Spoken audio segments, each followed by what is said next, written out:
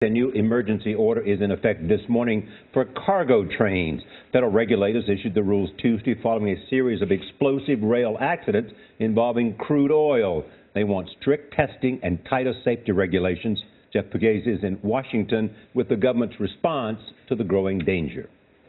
Good morning, Nora, Charlie, and Gail. The Department of Transportation says more than half the crude from one of the fastest growing oil fields in the country may have been misclassified, leading to its unsafe packaging and transportation. Last July, more than 70 oil tankers derailed and exploded in Lac Mégantic, Quebec, causing a massive fire that flattened much of the small town center. The accident killed 47 people and destroyed nearly 40 buildings, causing more than $1 billion in damage. Those tankers were filled with oil pulled from North Dakota's Bakken Shale, now the focus of a federal emergency restriction. The Department of Transportation found that Bakken Shale oil was misclassified and carried in tankers that lacked safety measures, posing an imminent hazard. The order mandates testing of oil so it can be safely transported. Recent studies have suggested that Bakken oil is more combustible and dangerous than other kinds of crude.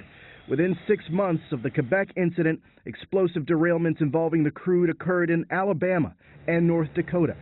John Hoffmeister is the former president of Shell Oil. These accidents we've had are testimony to the risks associated with moving oil by rail when you have oil that is such a volatile mix as this kind of oil is.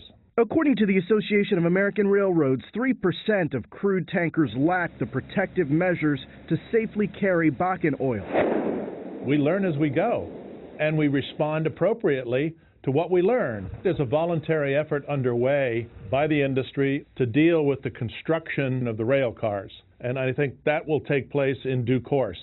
Still, Hoffmeister believes these latest sanctions are a step in the right direction. We've been transporting oil on rail cars for well over 100 years. But there have been accidents. There have been incidences. But the industry and government have to work together to try to find ways to de-risk the process. The order is effective immediately, and if crude suppliers do not abide by these regulations, they could be subject to massive fines and criminal prosecution.